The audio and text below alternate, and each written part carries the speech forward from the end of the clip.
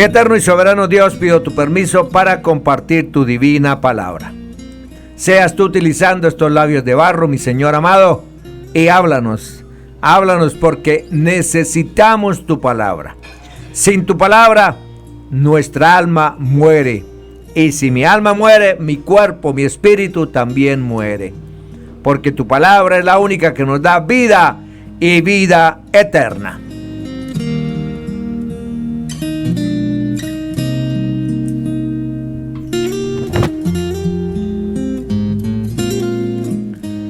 Daniel 9. Oración de Daniel por su pueblo. Entre los hechos relatados en los capítulos 8 y 9 de Daniel, pasan bastantes años del uno al otro. Y en principio no es fácil ver una clara conexión entre estos dos capítulos. Parece que de hecho comienza aquí una nueva sección donde la atención se va a enfocar principalmente en el futuro del pueblo judío, del pueblo israelita. Todo comienza cuando Daniel considera una profecía de Jeremías referente a la duración de las desolaciones de Jerusalén y encuentra que habrían de terminar en 70 años. El profeta se da cuenta de que el periodo concerniente a la terminación de la cautividad de Israel estaba a punto de concluir. Pero el profeta sabe bien que el pueblo nunca podría acceder a las bendiciones divinas si previamente no tenía lugar un verdadero arrepentimiento. Y por eso, hablando en nombre del resto fiel de la nación judía, el profeta decide orar a Dios pidiendo perdón por los pecados que les habían llevado a la triste condición en la que se encontraban. Recordemos que la nación de Israel había sido llevada en cautiverio a Babilonia por causa de su reiterada desobediencia a la ley de Dios. Y hasta ese momento todavía no habían expresado su arrepentimiento por lo que habían hecho. Daniel no justifica ninguno de todos los pecados de su pueblo, sino que los confiesa con toda claridad, pidiendo perdón por ellos. Él sabía que el arrepentimiento era necesario para gozar de las bendiciones de Dios. Finalmente, Daniel suplica por la restauración de Jerusalén y el santuario. Daniel 9, 1, 2.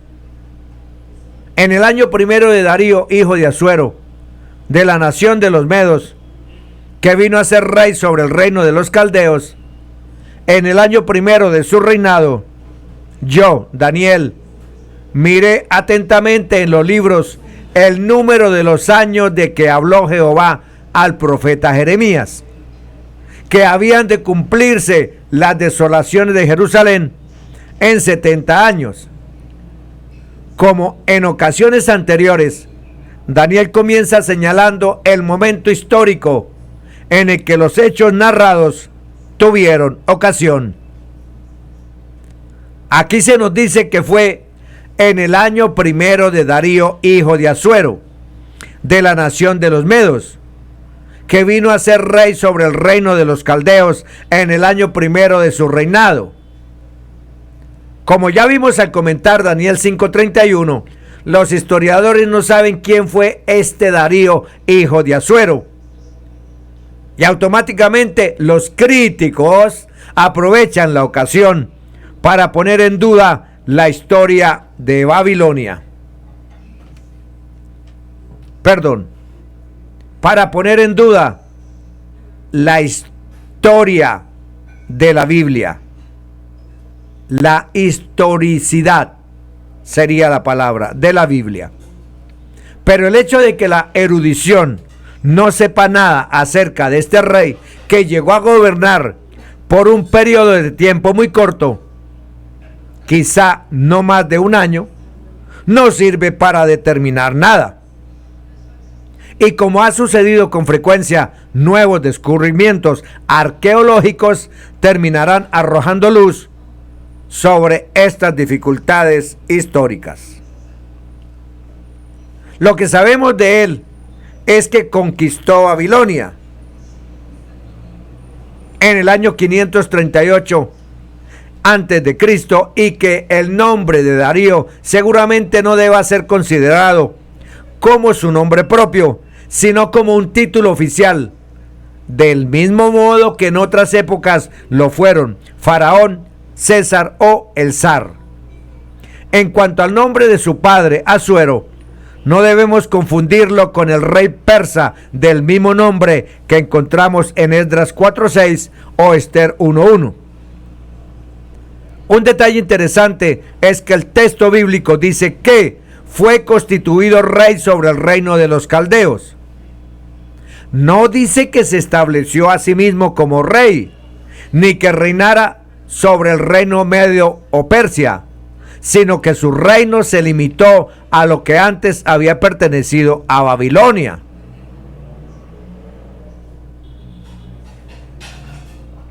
Todo esto nos hace pensar que tal vez el breve tiempo que reinó lo hizo bajo el rey Ciro.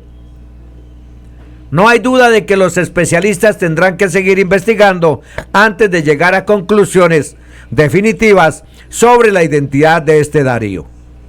En todo caso, lo que a nosotros nos interesa en este momento es que el año primero de Darío se corresponde con el año 538 a.C., y que para ese momento ya casi habían pasado los 70 años que Jeremías había profetizado que durarían las desolaciones de Jerusalén.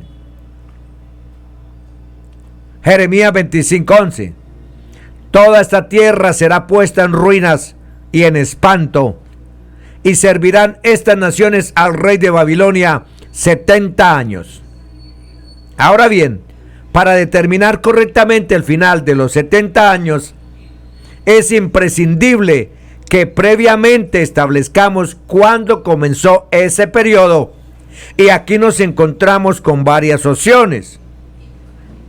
Una primera deportación de israelitas tuvo lugar durante el reinado de Joacín, en la que el mismo Daniel y sus amigos fueron llevados en cautiverio, tal como él mismo describe al comienzo de su libro, Daniel 1:1-2. Esto habría que fecharlo en el año 605. Si esa fuera la fecha de comienzo de los 70 años, en ese caso solo faltarían 3 años para su cumplimiento. Otros judíos fueron llevados en cautiverio por Nabucodonosor en el año 8 de su reinado. Segunda Reyes 24:10-16. Esto nos sitúa en el año 597. Una tercera deportación tuvo lugar al final del reinado de Sedequías, que era el año 19 de Nabucodonosor, rey de Babilonia. Esto tuvo lugar en el año 587.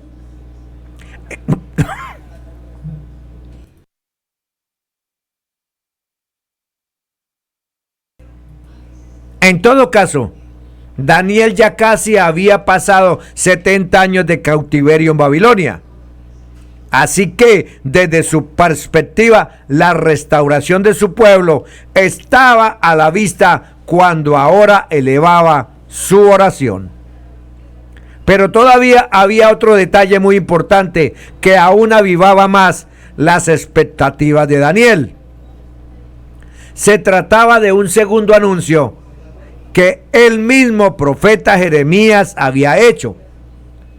Él había dicho que era imprescindible que, al término de los 70 años de las desolaciones de Jerusalén, Babilonia sería castigada.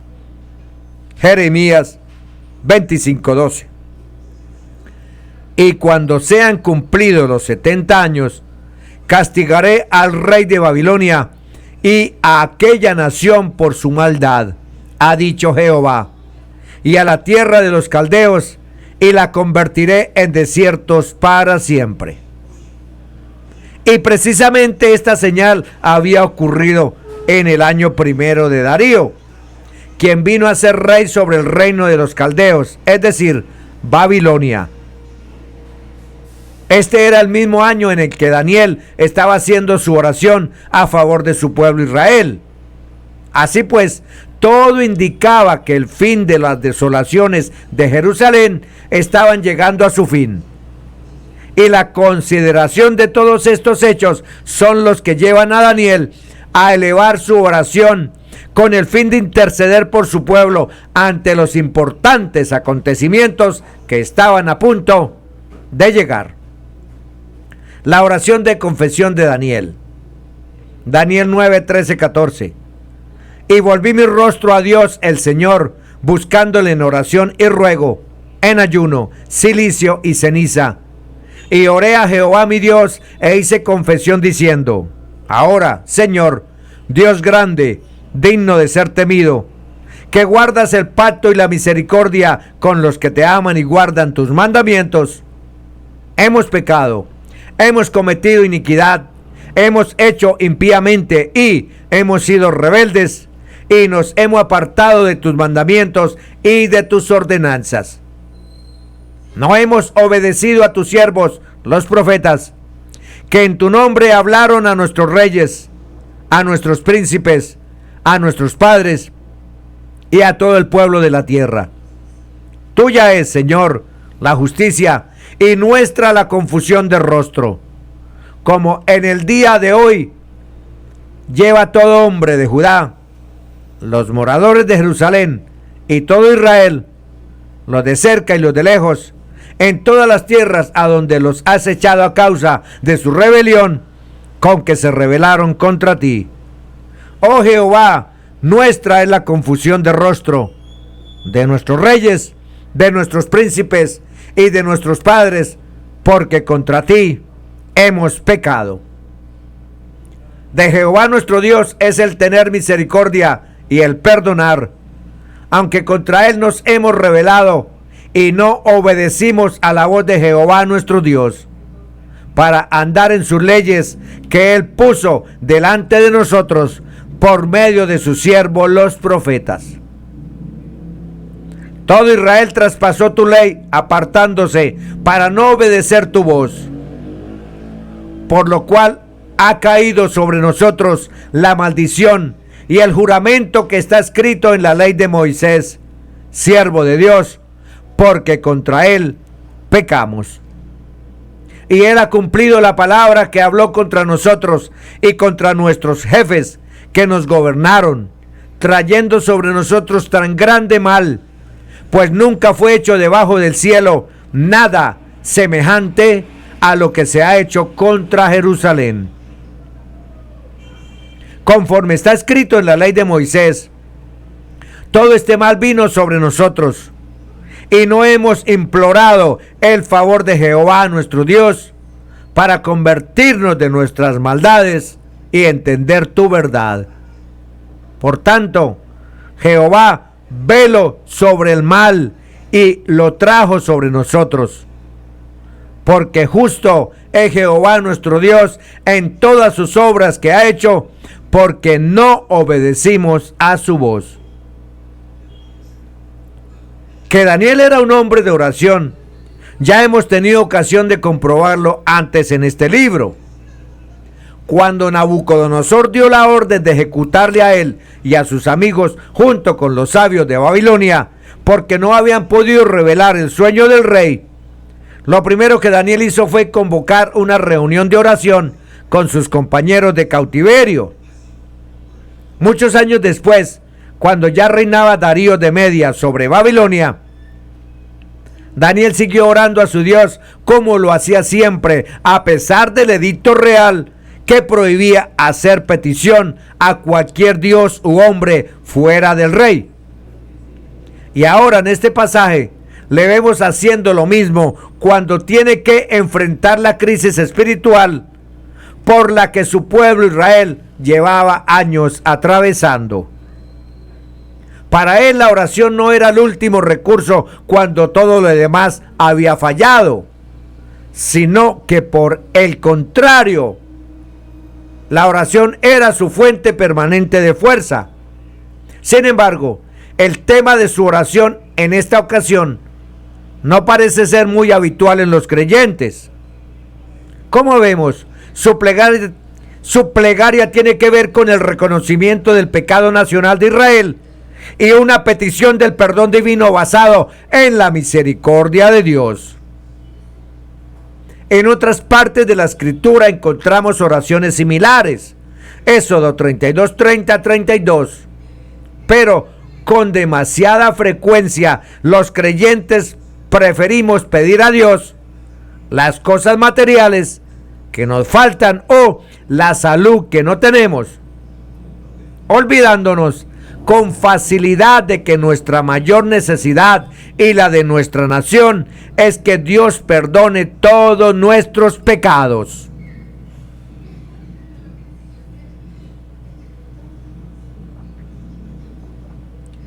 Al considerar la oración de Daniel, nos damos cuenta de que él ora con gran solicitud, sintiendo una profunda carga en su corazón. Incluso en su identificación con el pueblo de Israel, él mismo llega a incluirse como otro más de los culpables, cuando en realidad él era una víctima de los pecados de otros. Pero esto no le importaba, porque su única preocupación era la triste condición espiritual y social en la que se encontraba la nación judía, de la que él mismo formaba parte. Sin lugar a dudas, el avivamiento espiritual que Israel estaba a punto de experimentar en los próximos años y que nos resume los libros de Esdras y Nehemías tuvieron mucho que ver con las oraciones de este hombre, Daniel. Y, dicho sea de paso, también en otros grandes avivamientos nacionales, su comienzo debemos buscarlo en hombres que se entregaron a la oración del mismo modo en que lo hizo Daniel. Veamos, por lo tanto, algunos aspectos importantes de su oración. Primero, la oración de Daniel fue persistente.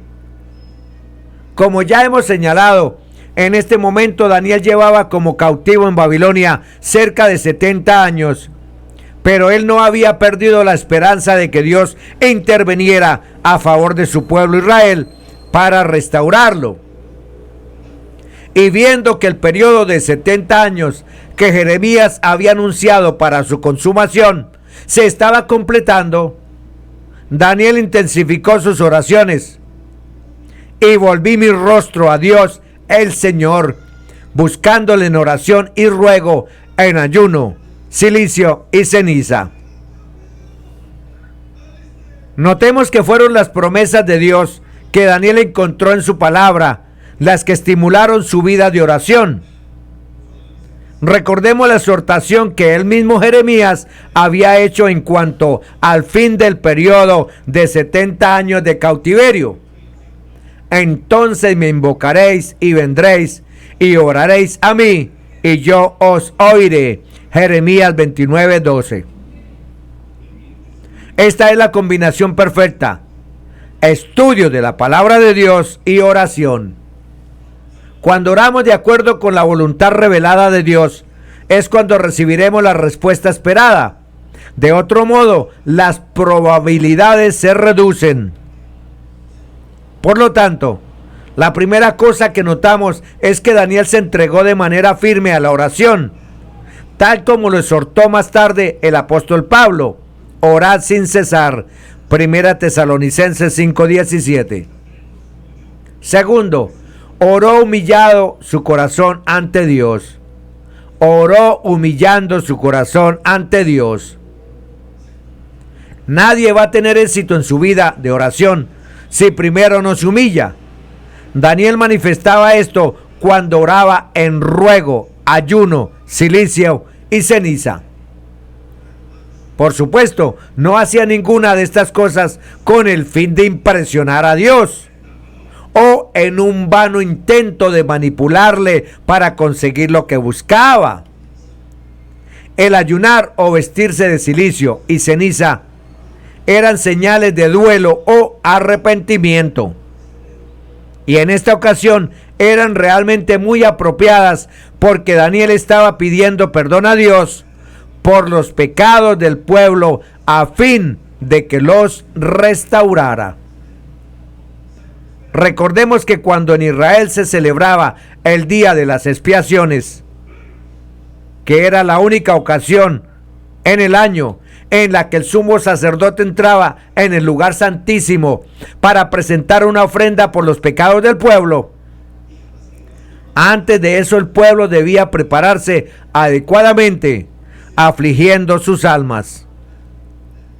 Y notamos aquí que era en ese mismo espíritu en el que estaba Daniel cuando hacía sus oraciones. En cuanto al cilicio, se trataba de una tela dura y áspera que se usaba en momentos de duelo o luto. Y la ceniza indicaba aquello que había sido consumido por el fuego y que por lo tanto era inútil y sin valor alguno. En este caso servía para simbolizar una actitud de impotencia absoluta ante Dios. Es importante que enfaticemos que Daniel hacía todo esto para exteriorizar el profundo dolor y humildad que sentía en su interior cuando oraba a Dios. Y decimos esto porque en muchas ocasiones la persona que ayuna o se humilla de algún modo cree que con eso está haciendo algún mérito para que Dios le otorgue lo que pide, pero esta es una equivocación. Vemos que la oración de Daniel surgía de un corazón humillado que buscaba desesperadamente la bendición de Dios para su pueblo. Y en esta lucha espiritual dedicaba todos sus esfuerzos, olvidando otras cosas legítimas como podría ser la comida, etcétera, la salud, etcétera, etcétera, etcétera. Tercero, oró confiando en el carácter de Dios y en su pacto. Notemos también que Daniel no comienza su oración presentando su lista de peticiones, sino exaltando a Dios. Dice: ahora, Señor, Dios grande, digno de ser temido, que guardas el pacto y la misericordia con los que te aman y guardan tus mandamientos. Esto revela que su principal interés no estaba en sus propias necesidades, sino en la glorificación de Dios. En primer lugar, reconoce que la grandeza de Dios produce en él un sentimiento de pavor y reverencia. Sabe que no puede acercarse a él de cualquier manera. Luego expresa la fidelidad de Dios, que él observa en el hecho de que guarda el pacto. Daniel confía en que, aunque el pueblo no había guardado el pacto, sin embargo, sabe que Dios seguirá siendo fiel a él si ellos se arrepentían, Y no se olvida tampoco de su misericordia con los que le aman y guardan sus mandamientos. Como más adelante diría, no está haciendo su petición porque confía en sus propios méritos, sino únicamente en el carácter misericordioso de Dios. Porque no elevamos nuestros ruegos ante ti confiados en nuestras justicias, sino en tus muchas misericordias. Daniel 9:18. Cuarto, oró pidiendo perdón por los pecados de la nación. Con mucha frecuencia cada uno de nosotros intentamos justificar nuestros pecados culpando a otros. Daniel hace todo lo contrario.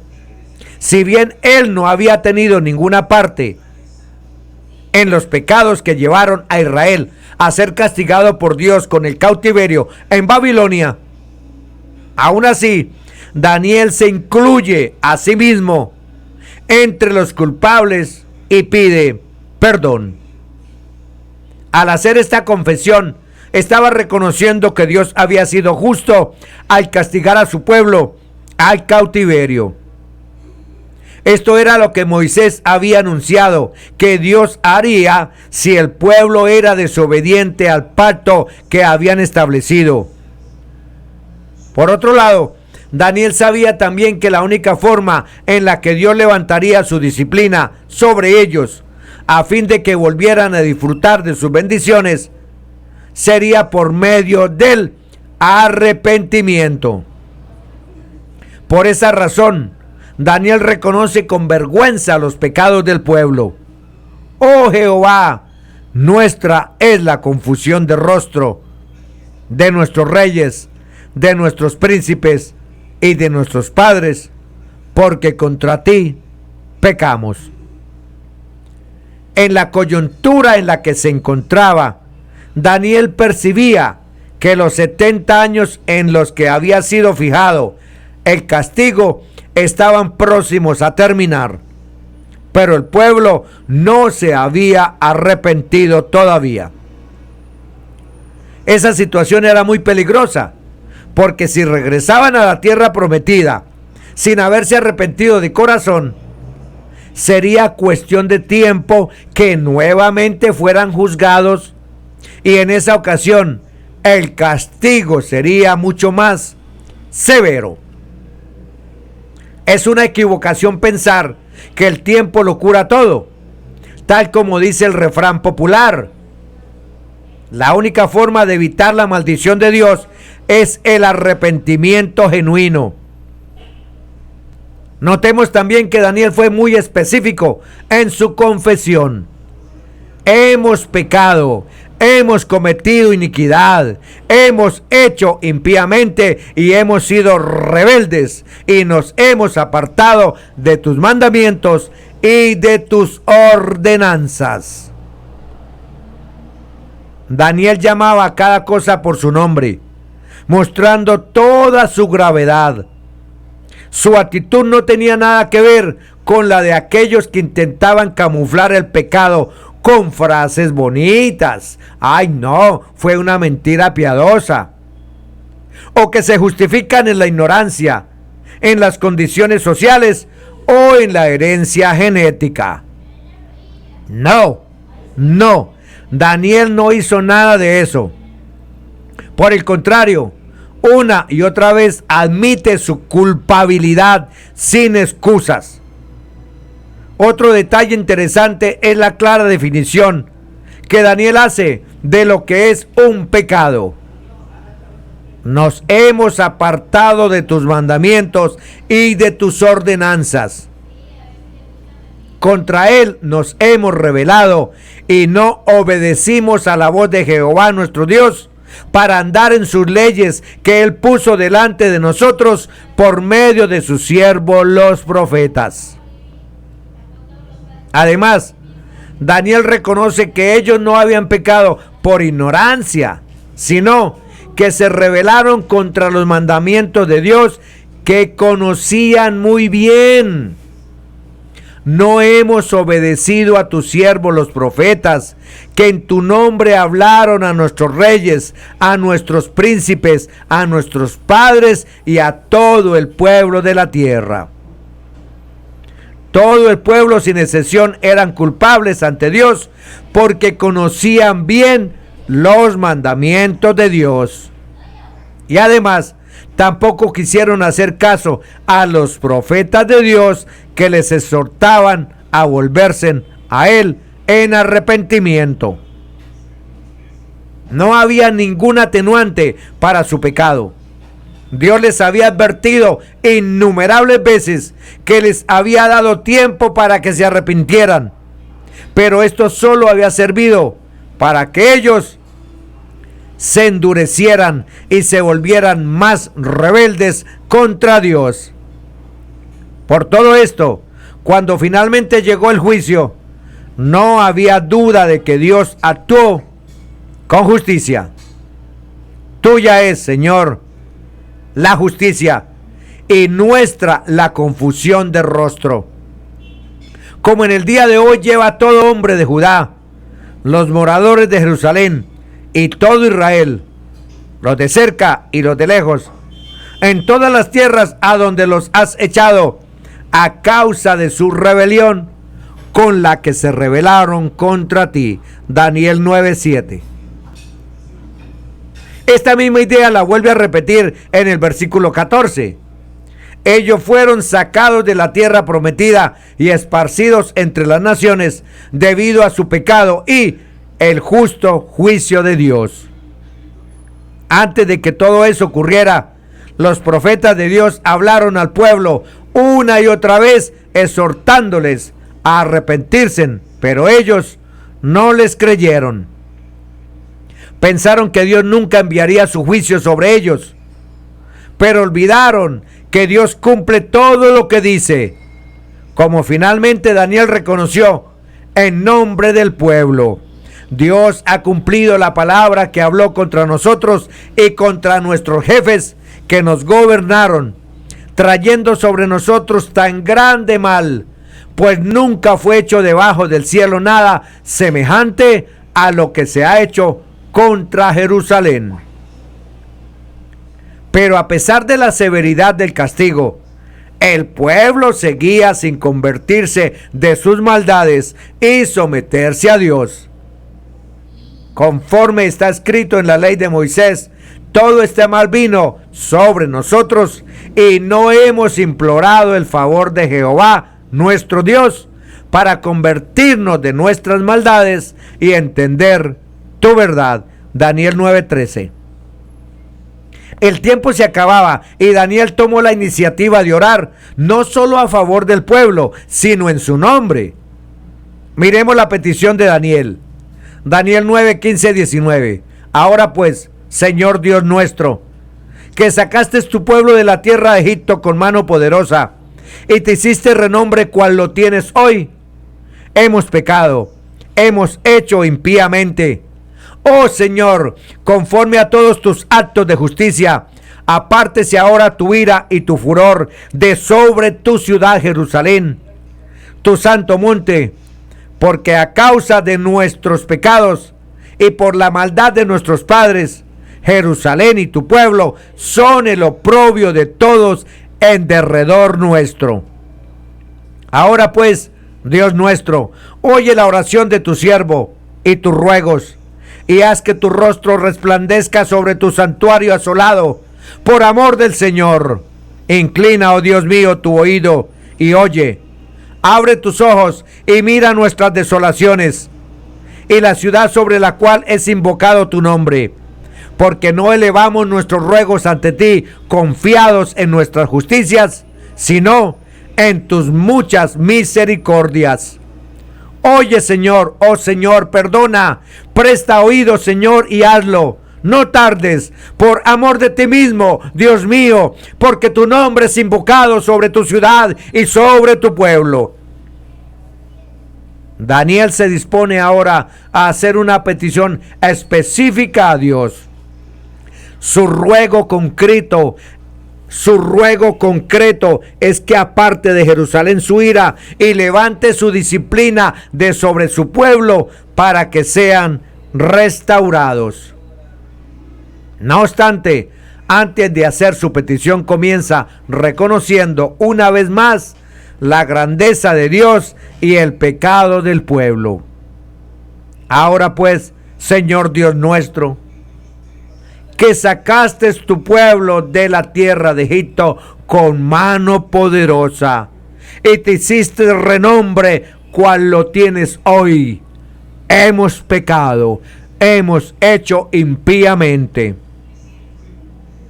La mención de la liberación de Israel de la tierra de Egipto es muy oportuna en ese momento, porque en realidad lo que Daniel va a pedir de Dios es que vuelva a realizar un hecho portentoso como el que ya había realizado anteriormente en Egipto. De este modo, Daniel manifiesta su plena confianza en que Dios tiene el poder necesario para hacerlo. Pero en este caso, la cuestión no era tanto si Dios tenía el poder para hacer una cosa así, sino si Dios quería hacerlo después de la forma en la que la nación se había rebelado contra él. Daniel ya había reconocido el pecado del pueblo y había hecho confesión de ellos, pero ¿por qué razón querría Dios restaurarlos a su tierra? Y es aquí donde empieza su argumentación. Primero, pide a Dios que los restaure para que su nombre sea engrandecido. Cuando Dios sacó a Israel de Egipto, eso sirvió para manifestar la gloria de Dios, de tal manera que Daniel recuerda: ahora te hiciste renombre cual lo tienes hoy. De algún modo, es como si Daniel estuviera intentando convencer a Dios de que si sacaba a Israel de Babilonia, esto tendría un efecto similar. De hecho, Dios ya había dicho que él haría algo similar. Jeremías 16, 14, 15. Por supuesto, Daniel no estaba usando este argumento con el fin de manipular a Dios para que finalmente hiciera lo que él quería, sino porque estaba interesado de verdad en la gloria de Dios. Y porque también sabía que esto sería finalmente lo que movería a Dios a hacer algo que, por otra parte, ellos no se merecían. El mismo argumento ya había sido usado por Moisés cuando Dios se propuso destruirlos después de que se hicieron el becerro de oro. Fijémonos cómo la preocupación de Moisés estaba en que los egipcios pudieran hablar mal de Dios.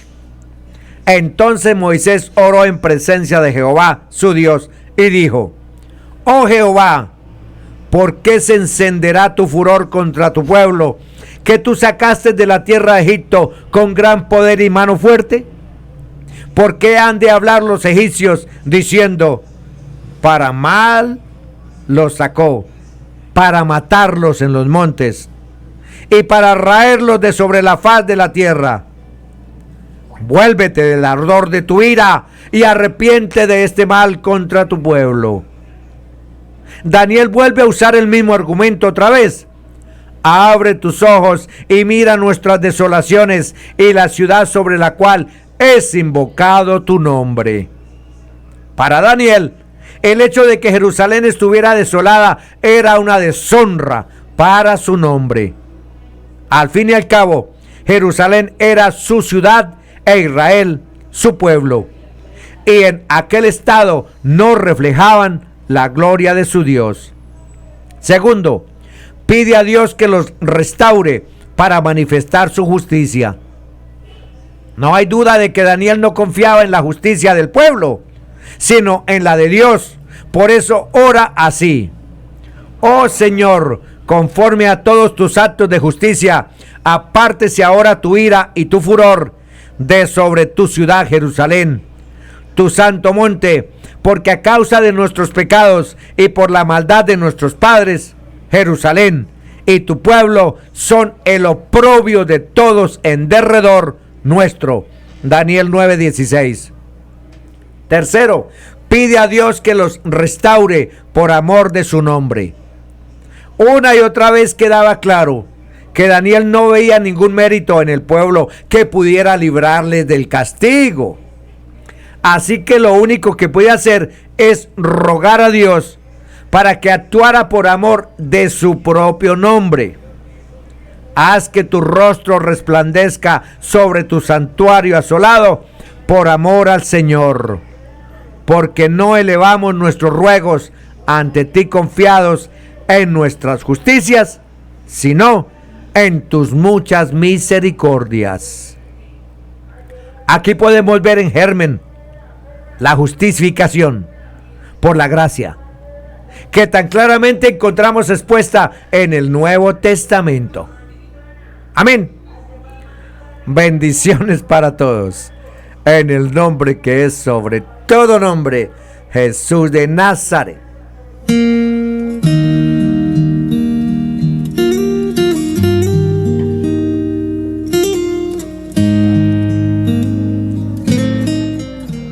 Gracias, mi eterno y soberano Dios. Bendito es tu nombre por los siglos de los siglos. Nombre sobre todo nombre, porque no hay otro nombre dado a los hombres en el cual podamos ser salvos. Nombre sobre todo nombre es tu nombre, mi eterno y soberano Dios, Jesús de Nazaret.